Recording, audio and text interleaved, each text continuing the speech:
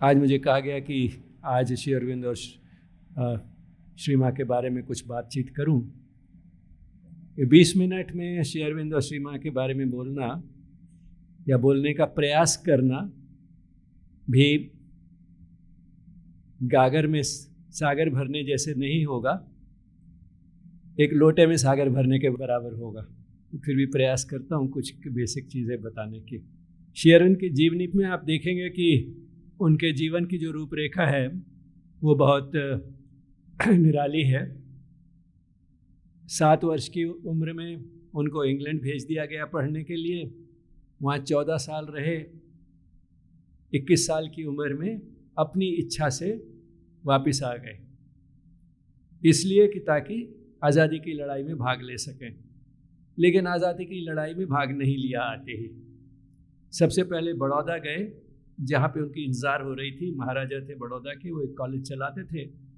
तो उन्होंने इंग्लैंड में ही उनको इंटरव्यू किया था और कहा था कि जब आओ तो मेरे पास आ जाना, कॉलेज में जॉब मिल जाएगी। तो सबसे पहले वहीं गए और वहाँ पे इंग्लिश और फ्रेंच पढ़ानी शुरू की। और एक किस्म से बड़े आराम से रह सकते थे वहाँ। उस ज़माने में लगभग 500 रुपये महीना मिलता था, जो एक बहुत बड़ा अमाउंट था।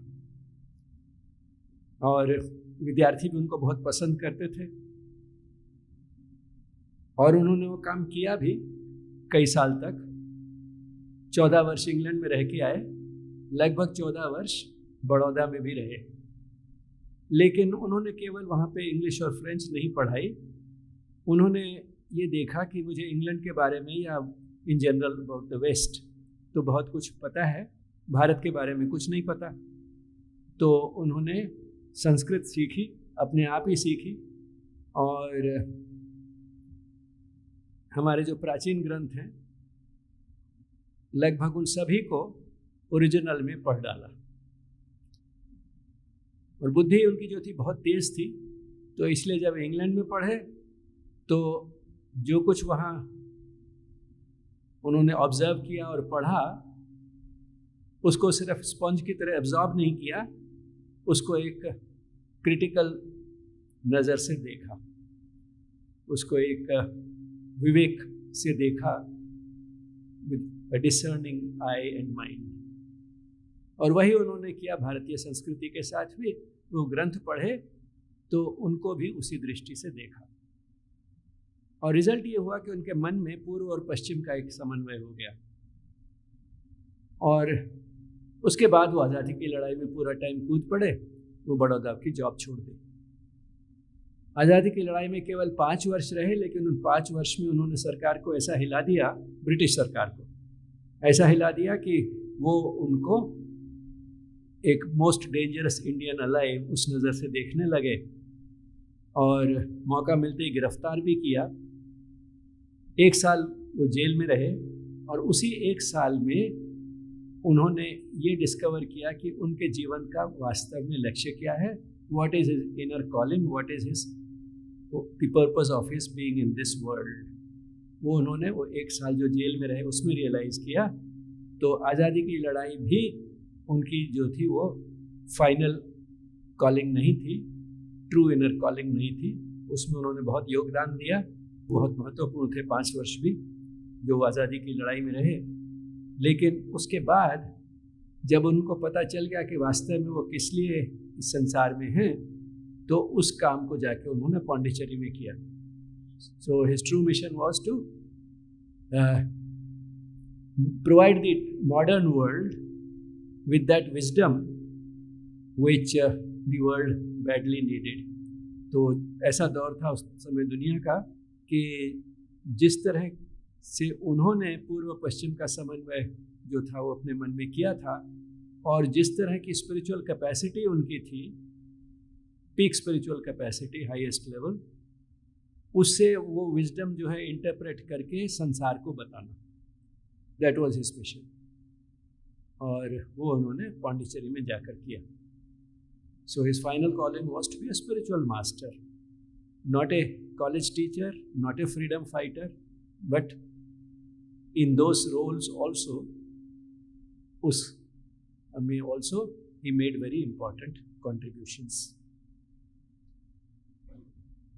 मदर जो थी वो शुरू से ही उनकी सहयोगी बनने के लिए ही पैदा हुई थी, लेकिन वो तभी हुआ जब ठीक समय आया। और हालांकि वो पेरिस में पैदा हुई और बचपन से ही उनकी जो थी आध्यात्मिक स्वभाव था, और एक किस्म से कह सकते हैं कि लगभग 30-40 साल तक उनके जीवन में एक प्रिपरेशन चलती रही। और जब समय आया तो वो भारतवर्ष आई, पौंडीचेरी गई, और वो हुआ 1914 में, और 1 साल के करीब वहाँ रही 1914 में। और लड़ाई शुरू हो चुकी थी, पहला महायुद्ध, तो इसलिए उनको वापस जाना पड़ा, क्योंकि उनके पति को वहाँ बुलाया गया फ्रांस में वापस। तो 1914 में आई, 1915 में चली गई, लेकिन उस 1 वर्ष में वो एक बहुत महत्वपूर्ण काम करके गई। श्री अरविंद से उन्होंने शुरू करवाया एक नई मैगजीन या जर्नल जिसका नाम रखा आर्य, और उस आर्य का जो प्रकाशन था वो लगभग 6.5 साल तक चलता रहा, 1914 से लेके जनवरी 1921 तक, about 6.5 years it went on। और श्री अरविंद के बहुत सारे जो वेल नोन बुक्स हैं वो उसी आर्या में से ही निकले हैं। वो 6.5 साल में उन्हीं में से कंपाइल हुए हैं। Essays on the Gita, the synthesis of yoga, the life divine, the human cycle, the ideal of human unity, the foundations of Indian culture, वो सारे जो हैं वो आर्या में छपे थे सबसे पहले। तो काम शुरू करा के गई 1914 में। मोर और लेस जैसे वो काम ख़त्म हुआ तो 1920 में वो वापस आ गई, फिर दूसरी बार, और फिर उसके बाद पौंडीचेरी से 1 दिन के लिए भी फिजिकली नहीं गई। 1920 से लेके 1973 तक, from 1920 through 1973, 53 years at a stretch, she didn't leave Pondicherry even for a single day। और श्री अरविंद भी 1910 में वहाँ गए तो 1 दिन के लिए भी वहाँ से कहीं बाहर नहीं गए, till 1950 when he left his body physically नहीं। तो it was a long period during which both of them were physically there in Pondicherry, so that was an unprecedented spiritual collaboration। और वो हो पाया क्योंकि दोनों की फिलॉसफी बिल्कुल एक ही थी। वास्तव में कह सकते हैं कॉन्शियसनेस एक थी, शरीर केवल 2 थे, और 2 शरीर इसलिए थे क्योंकि एक शरीर से वो हो नहीं सकता था, दोनों ने मिलकर किया। एक किस्म से एक डिवीजन ऑफ वर्क हो गई। योग में दोनों चीज़ें चाहिए, inner work and outer work. और इनर वर्क श्री अरबिंदो ने ले लिया, आउटर वर्क मदर ने ले लिया। जो आश्रम का सारा देखभाल थी वो श्री माँ ने ले लिया। 1926 के बाद जब श्री अरबिंदो सेक्लूजन में चले गए, वो एकांतवास में चले गए 1926 के बाद, तो मदर को वो काम पूरा दे दिया और उन्होंने उसको लगभग 50 साल तक देखा, जब तक शरीर नहीं छोड़ा। तो वही आश्रम का पूरा कार्यभार देखती रही। जब उन्होंने आश्रम शुरू किया 1926 में तो केवल 25 के करीब थे लोग वहाँ, और जब उन्होंने शरीर छोड़ा तो 1000 से ज़्यादा थे। सो आश्रम जो था एक किस्म say that was the creation of the mother, और दैट वाज फ्रॉम 1926 टू 1973। अब आते हैं इस चीज़ पे कि श्री अरबिंदो और मदर की टीचिंग्स जो थी वो एक जैसी थी, और मदर ने उन टीचिंग्स को, उस फिलॉसफी को एक प्रैक्टिकल शेप दी। इसलिए श्री अरविंद ने कहा कि माँ का योगदान बहुत महत्वपूर्ण था, कि अगर वो ना आती तो उनकी फिलॉसफी शायद किताबों में ही रह जाती। मदर ने आके उसको एक प्रैक्टिकल शेप दी इन श्री अरबिंदो आश्रम पौंडीचेरी। अब वो टीचिंग्स थी क्या? अगर उनको समराइज करें तो उनको हम कह सकते हैं कि उसमें 3 मुख्य बातें थी। पहली चीज़ तो ये थी कि आध्यात्म जो है वो इस दुनिया को छोड़कर प्रैक्टिस करने की ज़रूरत नहीं है, आप दुनिया में रह के प्रैक्टिस कर सकते हैं। नॉट ओनली कर सकते हैं, करना चाहिए। Not only spirituality can be brought into worldly life, not only it can permeate every aspect of worldly life, it should be done. Why? क्योंकि उसी से हमारी वर्ल्डली लाइफ इंप्रूव होती है and the world becomes a better place to live in. And जो individual करता है, the one who brings spirituality into his daily life, he also gets just about everything that all of us are looking for. We all want to be happy, you get that happiness. You want to be healthy, you get that good health. तो जो चीज़ें हम ढूंढ रहे हैं वो सब चीज़ें मिलती हैं if you bring spirituality into your daily life. और सबसे बड़ी चीज़ क्या मिलती है? Freedom. Freedom from your dependence on outer conditions and circumstances for your happiness. तो वो जो खुशी मिलती है वो इस चीज़ पे निर्भर नहीं है कि आपको खाना कैसा मिला, आपको कपड़े कैसे मिले, आप गाड़ी कैसी चलाते हैं, आपको जॉब में पैसे कितने मिलते हैं, आपके घर में फर्नीचर कैसा है। Now these things do not matter. Even health becomes one of those external circumstances. ये नहीं कि हेल्थ का ध्यान नहीं रखना है, बहुत इंपॉर्टेंस है और जोर दिया गया है बहुत श्री अरविंद और श्री माँ के योग में। लेकिन अगर कोई बीमार हो तो even that does not affect your sense of well-being. Being ill is one thing, being miserable because of the illness is another. So you are not miserable. That is what is important. क्योंकि बीमारी तो जो है बड़े बड़े योगियों को भी हुई है. They also didn't become immortal. They had painful illnesses towards the end of their lives. लेकिन one thing which distinguished them from ordinary mortals was that they were not miserable because of that illness. तो अध्यात्म को जीवन में लाना, और ये important था क्योंकि एक पॉपुलर कॉन्सेप्ट ये था कि अध्यात्म तो कुछ गिने चुने लोगों के लिए है जो संसार को छोड़ के चले जाते हैं किसी पर्वत पर या किसी गुफा में, उनके लिए तो अध्यात्म है। बाकी तो हम लोग संसारी लोग हैं, यहाँ माया जाल में फंसे हुए हैं। पता है कि माया जाल है, पता है कि ये सब आंखों का धोखा है, लेकिन क्या करें, फंस गए हैं। हमारी इतनी जिम्मेदारियां हैं, यहाँ टाइम कहाँ है अध्यात्म के लिए। Now this is something which even today has not totally disappeared. So when I am speaking like that you will feel हाँ असली है तो सही, बट ये नहीं है। That's because we don't realise कि वही काम करते हुए जो आप कर रहे हैं, जिसके लिए आप कहते हैं कि उस काम की वजह से मेरे पास टाइम नहीं है, उस काम को करते हुए उसमें आध्यात्म कैसे लाना है वो श्री अरविंद और मदन ने बताया। काम चेंज नहीं करना, आप टीचर्स हैं, आप टीचर्स रहिए, but how you can do your job of teaching, bringing spirituality into it is what they taught. To put it very simply and in somewhat crude language, अगर आप सोचते हैं कि जब आप पढ़ा रहे हैं तो आप बच्चों को हेल्प कर रहे हैं टू लर्न समथिंग, तो that is not the spiritual way of looking at it.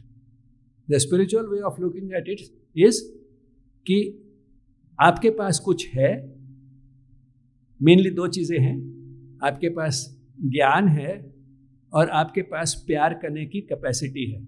You have the knowledge and you have the capacity to love. बच्चों को इन दोनों चीज़ों की ज़रूरत है जो आपके पास स्कूल में आ रहे हैं। ये दोनों चीज़ें आप उनको दे रहे हैं, उसको देने से आपको एक खुशी मिल रही है और आपके जीवन का लक्ष्य पूरा हो रहा है। तो कौन किसको हेल्प कर रहा है? आप बच्चों को हेल्प नहीं कर रहे उनको प्यार करके और उनको ज्ञान देके। बच्चे आपको हेल्प कर रहे हैं अपने जीवन का लक्ष्य पूरा करने में, वो चीज़ें हासिल करने में जो हम सबको चाहिए। We all want to be happy, we want to have a sense of fulfilment, कि मेरा जीवन सार्थक हुआ। इट्स हम सबको चाहिए ये, और वो आपको मिल रहा है because of this children. So we are not helping the children are helping us. 180 degree turn around, that is how you can bring spiritual. तो काम तो आपका वही रहा। The work does not change, the nature of the work does not change, but the quality of the work changes. अगर आप attitude रखेंगे तो आप देखेंगे आपकी टीचिंग ज़्यादा अच्छी हो जाएगी। So the change is not in the nature of the work, the change is in the quality of the work because of the attitude to work. And how did it happen? Because you brought spirituality into the work that you are doing. तो आपको extra time नहीं चाहिए उसके लिए। ये नहीं कह सकते हम तो इसमें फंसे हुए हैं, क्या करें, टाइम ही नहीं है। टाइम है, बहुत टाइम है, क्योंकि आपका काम के लिए टाइम है तो अध्यात्म के लिए भी टाइम है। The two are not compartmentalised. Okay, so this is one, and perhaps the most important from the practical point of view. What is the second important thing in Sri Aurobindo's and the Mother's teachings? That is the concept of evolution. कि संसार जब शुरू हुआ तो non living चीज़ों से शुरू हुआ, मैटर जिसको हम बोलते हैं, केवल मैटर से शुरू हुआ, लेकिन उस मैटर में पूरी कॉन्शियसनेस थी क्रिएटर की। धीरे धीरे छोटे छोटे स्टेप्स में वो प्रकट होनी शुरू हुई, वो व्यक्त होनी शुरू हुई। पहला मेजर स्टेप था लाइफ। ऐसे प्राणी आए जिनमें जान थी, जिनमें प्राण था। उसके बाद next major leap was creatures which also had a mind. So body is made up of that dead matter, into that, in that expressed a spark of life, which was a little more expression of that hidden divinity. उसमें फिर mind आया तो divinity थोड़ी और express हुई। The latest product of that evolution is the human being. Latest but not the final. Evolution बंद नहीं हुई है, लेकिन इसका मतलब कि और क्रीचर्स आएंगे थ्रू दिस एवोल्यूशन जो डिविनिटी को और भी ज़्यादा एक्सप्रेस करेंगे मोर देन ह्यूमन बीइंग्स। लेकिन इंसान जो है that is a major milestone in this process evolution, क्योंकि ये पहला प्राणी ऐसा इस पृथ्वी पे आया है जो अपने एफर्ट से इवॉल्व हो सकता है, can express more of that divinity. Not only can express, he also has the urge to express it.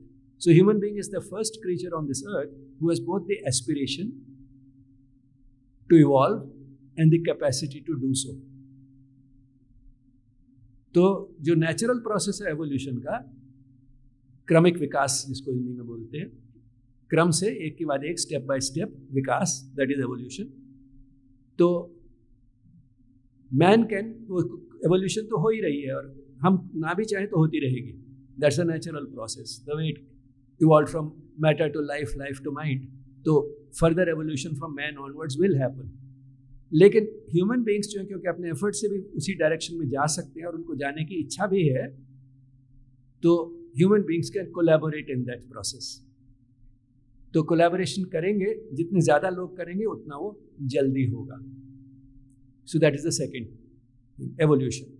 Third thing is the futuristic vision, कि आगे आने वाला संसार कैसा होगा, वो इस एवोल्यूशन से जुड़ा हुआ है।